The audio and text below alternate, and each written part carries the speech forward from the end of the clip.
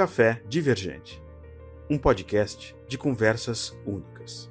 Um oferecimento do Espaço Neurodivergente, uma produção da Ébano Produções. Então, pessoal, hoje estamos começando o nosso Café Divergente, o primeiro de muitos. Então, estamos aqui com a nossa neuropsicóloga, a Giane, a coordenadora da Clínica Neurodivergente, do Espaço Neurodivergente. E hoje a gente está trazendo para vocês esse primeiro podcast para conversar um pouquinho exatamente sobre isso. O que é ser neurodivergente, o que é neurodivergentes, né? Quem são, né? Como a gente deve se portar ao conhecê-los. Ela vai falar muito mais sobre isso, mas a ideia é que a gente fazer esse bate-papo para a gente poder entender onde tudo começa, né? Como os neurodivergentes participam desse processo. Oi, Jane, tudo bem? Tudo bom. Então, pessoal, seja bem-vindo ao Café. E hoje eu queria começar trazendo uma música para vocês, a letra de uma música que tem muito a ver com o que a gente vai falar. Eu gosto muito de música, gosto muito de trazer letras e isso vai ser algo que a gente vai trazer muito. Então, hoje eu queria começar com uma música do nosso Milton Nascimento, né? Aqueles mais novos que talvez não conheçam, procurem, que vale a pena, certo? Um grande mestre da nossa música popular. E ele tem uma música chamada Caçador de Mim. E essa música tem um pedaço que eu vou falar alguns trechinhos agora para a gente iniciar. Então ela vai dizer, por exemplo,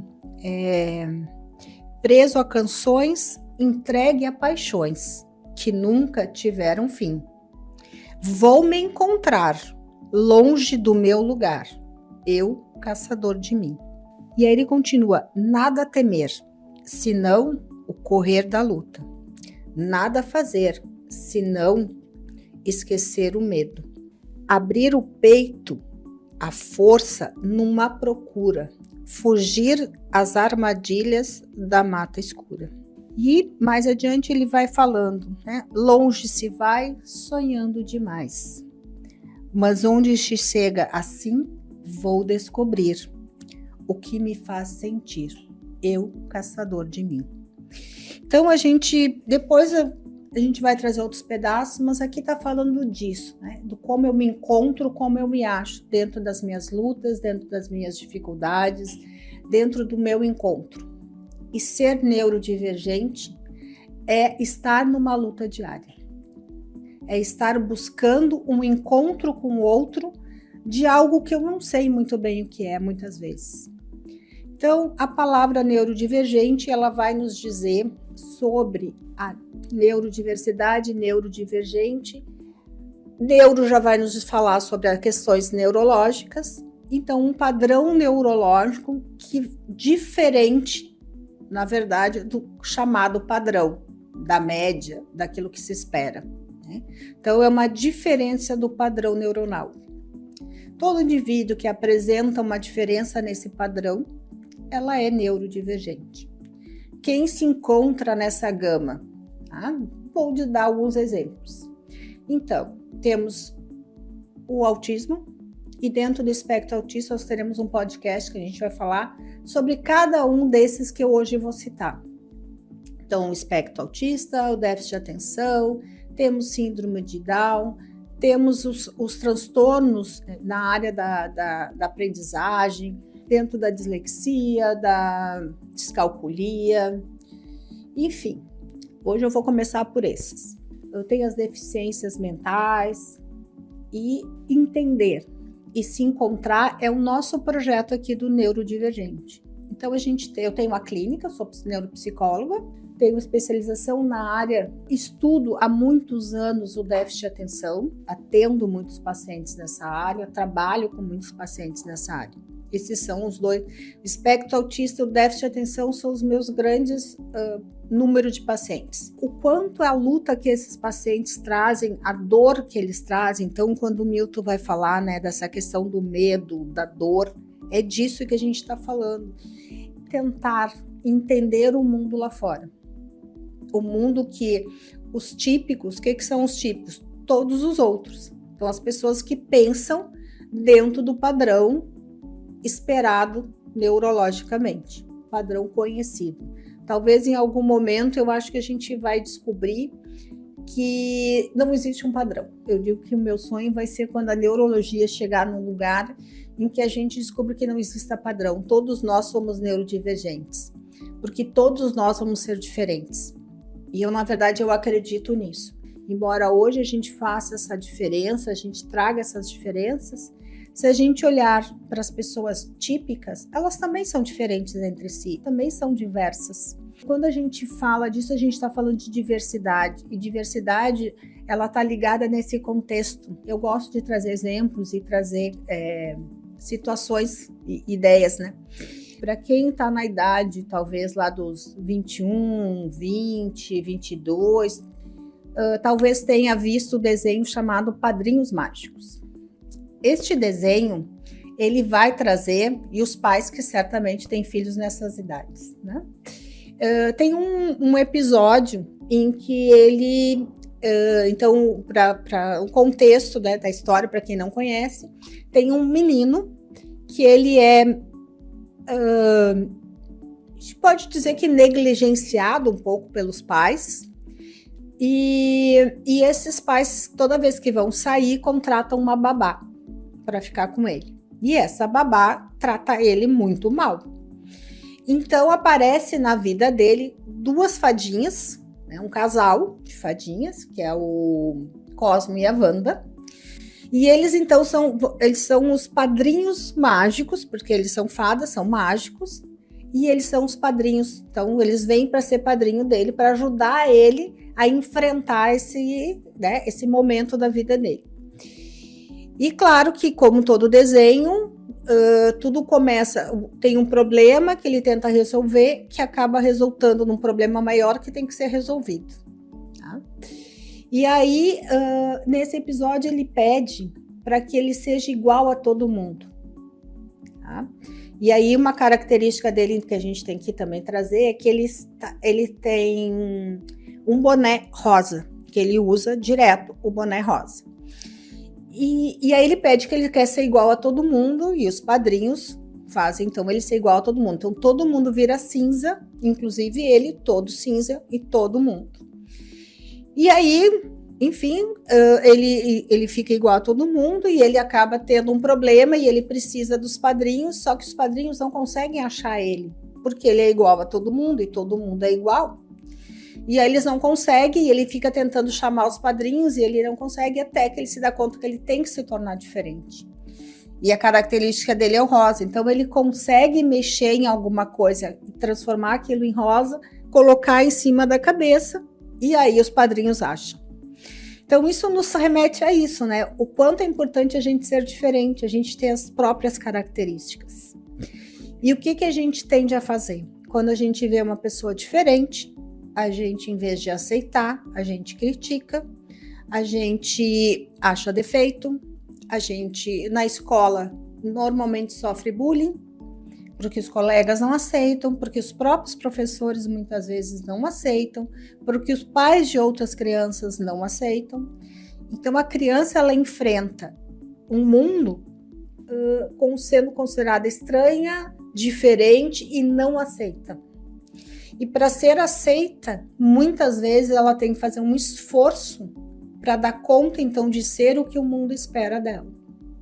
Algumas conseguem e outras não vão conseguir, porque vai depender, claro, que todos os transtornos, todas as dificuldades, elas têm níveis. Então, dependendo do nível, vai conseguir ou não. Então, eu acho que a primeira questão é essa, a gente entender a diversidade da neurodivergência. E a gente entender que a gente precisa aceitar o outro como ele é. Quando a gente vê uma pessoa que a gente considera estranha, ele é diferente, ele é mal educado. Eu tive uma paciente que ela é autista, ela está se formando em pedagogia. Casualmente, hoje ela fez a apresentação final do estágio dela, com honras. Quando ela apresentou o TCC, eu fui na apresentação e ela foi também, né, elogiada, nota máxima, com honras, muitos elogios dos professores. Então temos que entender isso, que ser autista não significa não poder fazer as coisas ou não ter capacidade para fazer as coisas, certo? Mas ela teve que ouvir de uma professora que tinha dado uma nota para ela baixa, né? Não reprovou porque não podia, mas deu uma nota baixa porque ela era mal educada, porque ela não olhava nos olhos. Mas a professora nunca se dignou a perguntar para ela se ela tinha alguma dificuldade, ou por que será, se perguntar simplesmente por que será que ela não olhava nos olhos. Ou seja, a capacidade dela, as questões que envolviam ela sair bem na disciplina foi desconsiderada, porque ela não olhava nos olhos, né? Então, olha o grau de discriminação com a pessoa, né? Então, quando a gente desconsidera alguém porque ela simplesmente não olha no olho, ou porque ela fala com a gente e se contorce, ou ela foge das pessoas, primeiro, às vezes a gente tem que se perguntar, por que o meu colega prefere ficar quieto sozinho? Por que o meu colega, seja da escola, seja profissional, por que ele não interage com o meio ambiente, né? Por que aquele meu colega é impulsivo? Ele está sempre adiantado, ele está sempre falando antes, por que será? Talvez sejam perguntas que a gente tenha que aprender a fazer antes de julgar. Vamos se colocar nesse lugar. Hoje acordei cansado, estou com uma dificuldade que é hoje, eu não tenho problemas, mas hoje eu não estou bem. E aí eu cometo um erro. E aí eu sou julgado por aquele erro e só por causa daquele erro eu sou chamado de incompetente. Como que você se sente com isso? Como tu se sente com isso, né? Eu acho, Jane, até como tu está dizendo, que todas essas necessidades, que às vezes elas são passos simples, né? Que a gente também não tem o tempo para buscar, é a nossa cultura, né? Puxa vida, de talvez fazer um questionamento a mais, né? Aquela pessoa está assim, eu não preciso julgar ela de forma sumária, né? Eu posso pelo menos tentar entender o porquê que ela está assim, porque na verdade eu não sei se entra muito nesse processo simplesmente de ser um auxílio ou uma ajuda, mas o que eu ia te perguntar até para a gente continuar nesse bate-papo, assim, existe o neurotípico, né, pessoas típicas, né, e os neurodivergentes, neste caso aqui daquilo que a gente está conversando. Talvez a pessoa sempre tenha que fazer essa pergunta, né, se ela é uma pessoa mais introspectiva, se ela não quer conversar, se ela tem alguns movimentos diferentes que a gente não concebe, e vou colocar aqui entre aspas, né, o normal, digamos assim. Às vezes esse passo ele não é tão difícil, né? Ele é um passo simples, mas a gente opta por não dar, né? Seja com os neurodivergentes, seja com pessoas que têm as mais diversas necessidades especiais, né? Mas como tu entende que é possível a gente trabalhar isso tanto com quem é neurodivergente ou com quem é neurotípico nesse sentido, assim, né? Eu vou te dar um exemplo do que aconteceu comigo hoje. Hoje eu tenho alguns procedimentos normais, né? E aí não estou falando de algum colega neurodivergente, mas um colega neurotípico, nesse caso, inclusive, que ele me chamou dizendo, olha, eu preciso que tu faça tal coisa e tal, que era um procedimento que já era padrão, né? Mas ele não estava muito bem. E ele, às tantas, eu respondi algumas coisas, fiz algumas cobranças também, ele me cobrou e chegou no momento que ele me disse, eu não tô legal. Né? Isso cedo. Eu disse, não, então quem sabe tu foca nessa parte que tem que fazer e deixa que essa parte aqui eu já entendi qual é o problema e a tua necessidade e deixa que eu resolvo. Então tu foca nessa parte aí que tu precisa, isso, e quando for necessidade tu conversa com a chefia, alguma coisa assim e vai embora. Né? E foi o que aconteceu. Durante o dia até mais cedo ele foi embora mais cedo, porque ele não estava legal. Então eu acho que esses passos assim cabem a nós, né?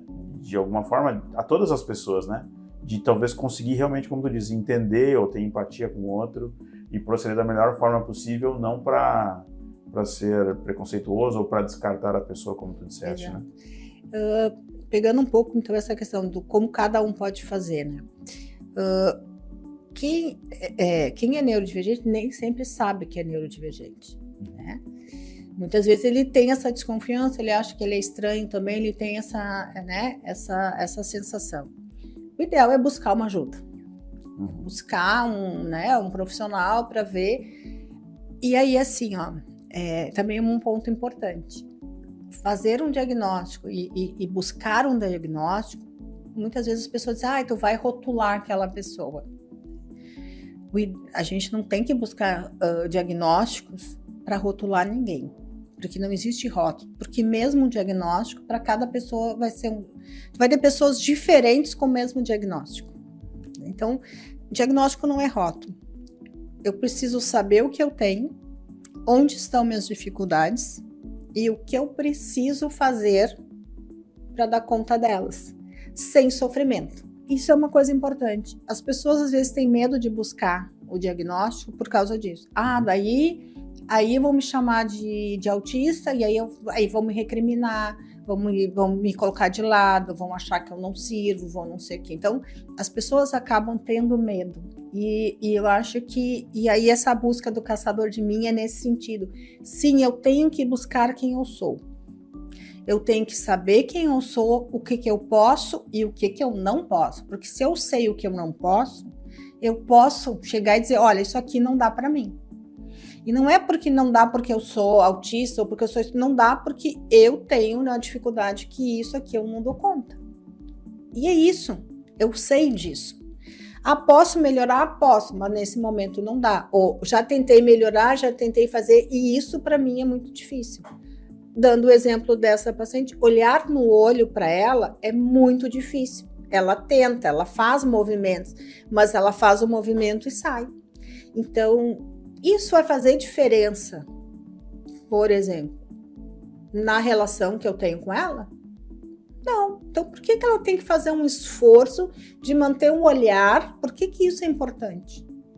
Não. Se eu sei que ela não está me olhando por causa da dificuldade que ela tem, eu entendo que ela não está fugindo do olhar porque ela está querendo me esconder alguma coisa, ela não quer me encarar porque é mau caráter. Não, eu sei que ela não me encara porque isso faz parte, sim, do diagnóstico e principalmente da dificuldade dela, porque eu tenho pacientes que me olham e são autistas. Então, isso faz parte da dificuldade dela. Então, para isso serve o diagnóstico. Agora eu sei por que eu não consigo manter esse olhar. E agora eu tenho uma explicação para dar para isso. E eu não preciso me sacrificar e sofrer e ter uma dor para dar conta, né? Um paciente me relatou esses tempos que ele disse, ele teve o diagnóstico de autismo agora, já depois de velho, né? Digo de velho porque já está mais dos 50, né? Terceira idade depois dos 60, eu acho que atualmente vai ter que ir para mais adiante, mas por enquanto, né, tá, né, velho nesse sentido, de que não foi jovem, né? E ele me relatou essa frase, ele disse, se eu soubesse disso antes, eu não tinha sofrido tanto, porque agora eu consigo entender por que eu sofria tanto para dar conta daquilo que eu achava que eu tinha que dar, que as pessoas me cobravam e eu tinha que dar conta. Só que aquilo me estressava muito e eu não entendia por que me estressava. Se aquilo era, a princípio, era uma coisa boba, né? É boba para quem é típico. No caso dele, não era.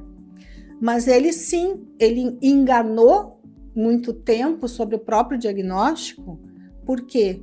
Porque ele fazia, como ele dizia, eu vestia uma máscara e fazia as coisas. Uma paciente hoje me relatou aqui, comecei uma avaliação hoje, é que daí eu entro no automático, daí eu faço as coisas porque eu entro no automático.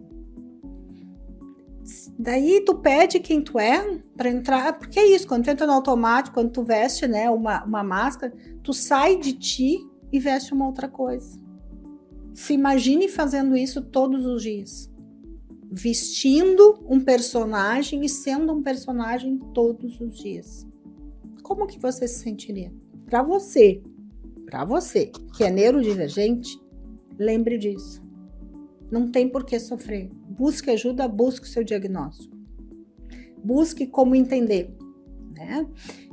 Uma outra avaliação que eu fiz de uma paciente que terminei há pouco, sim, autista, enquanto a gente estava o movimento de ser autista, ela muito preocupada que eu tenho, né, o diagnóstico, eu tenho a ansiedade de que ela tivesse aquilo para responder as questões. E aí um momento eu disse para ela, olha, provavelmente sim, a gente vai terminar a avaliação, mas uma coisa tu vai ter que entender. Criar autonomia, tu vai precisar, sendo autista ou não. Isso tu vai precisar, mais limitado ou não, mas vai precisar. E para nós e para mim, o mais importante é trabalhar contigo a autonomia. Então, é isso. Não é se esconder atrás do diagnóstico, mas é saber o que eu preciso. E saber que aquilo para mim vai ser difícil, então o jeito que eu vou cobrar dela vai ser diferente do que eu vou cobrar de um paciente típico. São cobranças diferentes, porque eu tenho que entender que ela precisa de um tempo, que ela precisa de um exercício, que ela precisa de elementos para dar conta daquilo. Né? E ela já está conseguindo algumas coisas. Então, isso, entender o seu diagnóstico é entender para além dele. Então, isso para quem é neurodivergente. Ou seja, quando tu fala do caçador, é como o Milton está dizendo, né? A gente vai caçar, eu acho que é uma luta de cada um, mas no caso do neurodivergente, quando está falando da avaliação, porque é isso, a pessoa precisa saber quem ela é, não fugir de quem ela é caçar a si mesmo, né? E entender quais são as ferramentas que eu preciso a partir dali. Isso. Que é esse, eu acho que o trabalho também que tu pratica aqui com o pessoal. Exatamente. Né? A gente saber quem é, saber o que temos e saber como trabalhar, quais são as ferramentas. Então, acho que isso também é muito importante das pessoas não entenderem, tá tudo certo, como tu disse, eu ter que criar um personagem a cada dia. Não, quando você caçar a si mesmo, for caçador de mim, como diz o Milton, você vai ser você todo dia e vai conseguir viver com isso dentro das ferramentas que se trabalha para ter um resultado melhor. Exatamente. Pegou bem o sentido. Viu só? Então o leigo aqui, pelo menos, já entendeu mais um pouquinho. E espero que, se tu entendeu, os nossos ouvintes também estejam entendendo. Exatamente. E para quem é típico, eu acho que é importante entender isso tudo que eu disse quando ele olha para alguém. Quando ele olha para alguém que ele olha e diz, mas é estranho.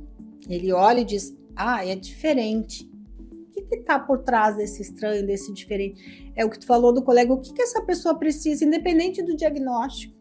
Mas o que ela está precisando? E se eu sei o diagnóstico dela, o que eu vou entender é que, sim, ela precisa, e eu tenho que olhar para isso. E ela não está... Eu escuto muito déficit de atenção, então a gente escuta muito.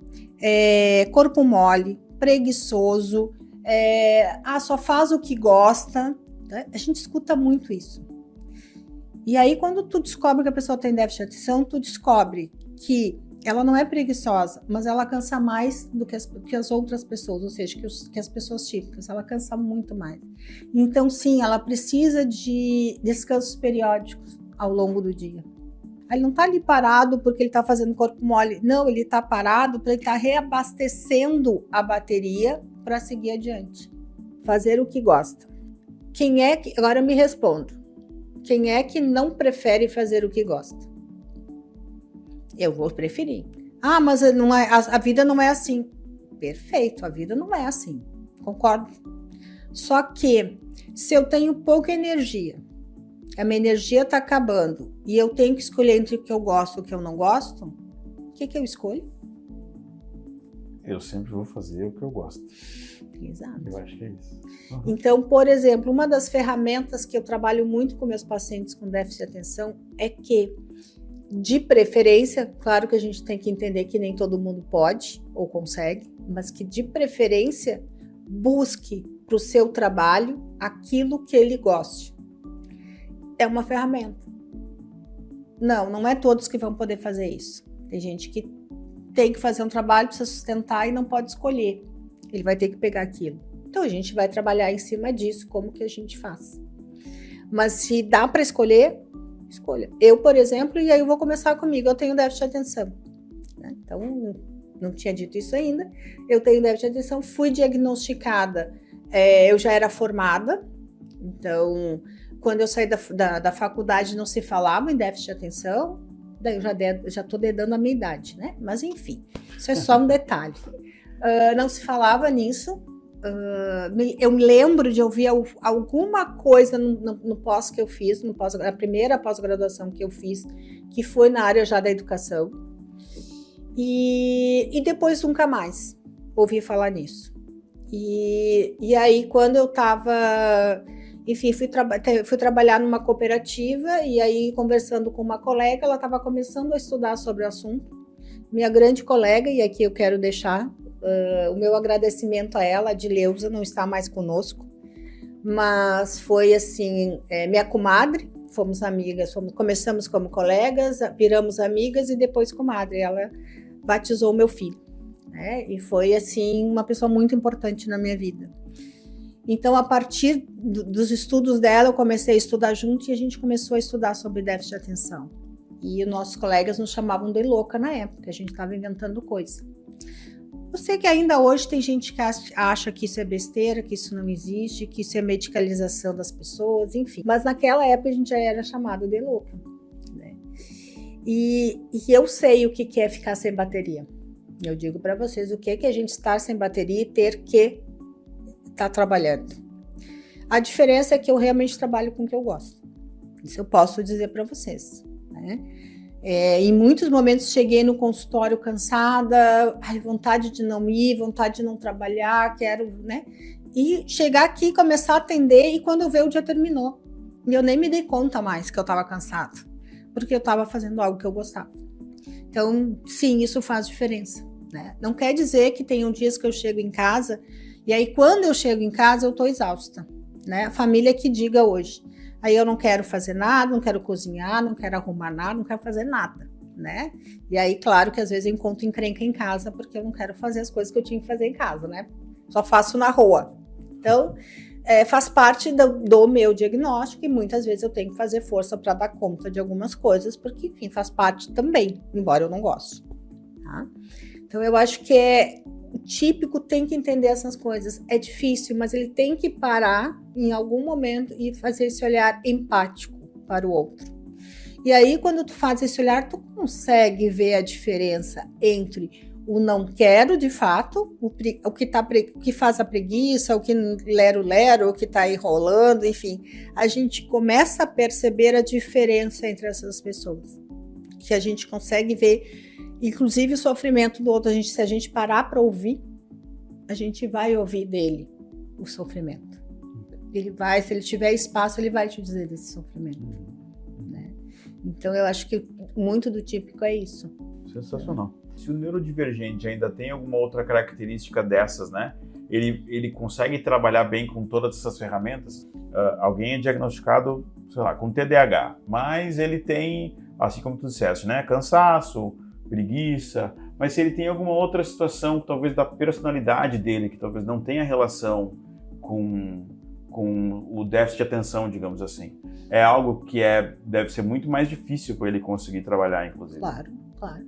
Por isso que eu sempre digo que todo diagnóstico tem uma coluna vertebral, tá? Todo transtorno, independente se é um transtorno mental ou físico ou neurológico, ele tem uma coluna vertebral, que é igual para todas. Mas a partir dessa coluna a gente tem vértebras. E essas vértebras são individuais, cada uma é uma. Então, cada pessoa é uma vértebra. Por quê? Porque eu tenho...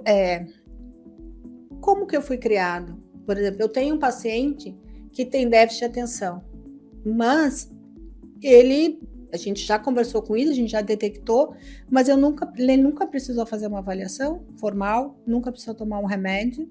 Ele é extremamente organizado, em alguns momentos até um certo toque, não chega a ser, mas em alguns momentos, né? Agora ele também já está melhor disso, né? Então, assim, por quê? Porque ele teve, não porque sabiam de nada, por uma questão de como foi. A família sempre cobrou muito dele, organização, as coisas estarem no lugar. E não sei.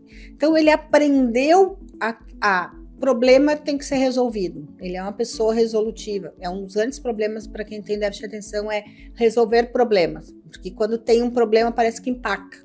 Ele não fica rodando no problema e não acha a solução, né? E ele é resolutivo, né? ele é super competente, ele faz as entregas, né? Outra coisa deve ter atenção, que pela desorganização, não fazer as coisas nas datas certas, daí não tá se entregar, não consegue isso, não consegue, né? Ele entrega tudo na data certa, aliás, se der, ele faz antes. Então, assim, ele não tem sintomas que atrapalhem a vida, porque o que importa para a gente olhar em quem é neurodivergente? O que de fato está atrapalhando a vida dele? Se eu tiver um autista que não apresenta sintomas, o que eu quero dizer que não apresenta sintomas é o seguinte: ele funciona bem no mundo, né? É mais tímido, é mais quieto, é mais isso, mas tem amigos, tem a questão social. Não é o extrovertido, né? Mas ele tem. Ou seja, tem uma vida que está... Eu não gosto da palavra funcional, porque eu acho ela muito seca. Mas não deixa de ser um pouco isso, tá? A gente entender, não ela literal, tá? Vamos tirar ela do literal. Então, entender que a pessoa ela tá vivendo, e tá vivendo bem. Aí eu acho que a palavra certa é essa, ela não está em sofrimento. Se ela não está em sofrimento, por que eu vou ter que me preocupar? Aí sim, aí ela não tem que se preocupar em achar diagnóstico, em catar. Aí por que eu sou um pouquinho diferente? Tá, mas esse diferente afeta em quê na vida? Nada. Então, ok. É aquilo que eu falei. Tem gente típica que é diferente. E que é mais retraída, é mais tímida. Isso não atrapalha, digamos assim, Isso não atrapalha. Né? E tem alguns que atrapalham, mas isso não quer dizer que sejam divergentes, né? Sejam atípicos. Então, assim, mas tem características diferenciadas, mas conseguem ter alguns amigos, conseguem trabalhar, estudar, cuidar da sua vida. Se precisar morar sozinho, vai dar conta de organizar a sua vida. Então, por que ele precisa de um diagnóstico formal? Às vezes é importante para outras questões até de legislação, enfim, claro que sim. Mas tirando isso, talvez não precise. Consegue lidar. Que é o caso desse paciente que eu falei. Para que precisa? Então, a gente também tem que trabalhar em cima disso. Né? É por isso o caçador de mim. Porque a gente tem que descobrir quem eu sou e quais são as minhas dores. Para daí eu entender o que eu preciso trabalhar. E como trabalhar com as dores que eu tenho para que eu consiga viver e levar a vida com tranquilidade. Exatamente. Certíssimo. Bom, Jane, eu não sei se tu tens mais alguma coisa, alguma orientação. Acho que esses conceitos, essa ideia inicial, ela é muito importante para esse nosso primeiro episódio. E entender que nós estamos aqui nessa parceria, né, junto com a Clínica Neurodivergente, o Espaço Neurodivergente, em que ele está aberto, né, para quem entender essa necessidade, entender talvez que tenha alguma situação que precise de uma avaliação ou queira conhecer. Assim como eu disse, pode ser difícil reconhecer essa necessidade, mas aqui existe um espaço aberto. Esse primeiro podcast também é para a gente mostrar e dizer para vocês que existe esse espaço à disposição para quem quiser participar também e conhecer. E eu queria então só dissesse um pouquinho, Jane, para nós como é que funciona, onde é que localiza aqui a clínica, como é que ela funciona. Então a gente tem um Instagram, né, que é o neurodivergente.cds, para quem quiser ir nos acompanhando, para ver a questão dos cursos também, das coisas que estão acontecendo. Neurodivergente.cdes. Isso. No Instagram. Tá?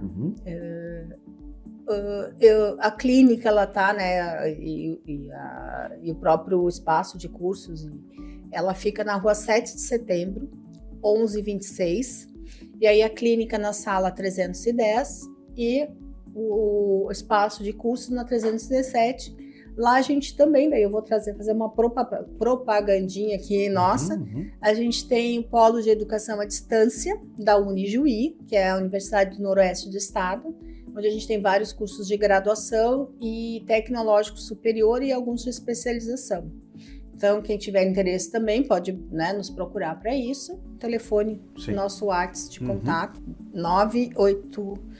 998-514-9266. Então, pessoal, a gente encerra esse primeiro episódio. Meu nome é Marcos Vinícius Moraes, sou o host e comunicador de vocês, aqui com a nossa neuropsicóloga Giane, e nos vemos no próximo episódio. É isso. Sejam bem-vindos e até a próxima. Valeu, pessoal. Café Divergente, um podcast de conversas únicas. Um oferecimento do Espaço Neurodivergente, uma produção da Ébano Produções.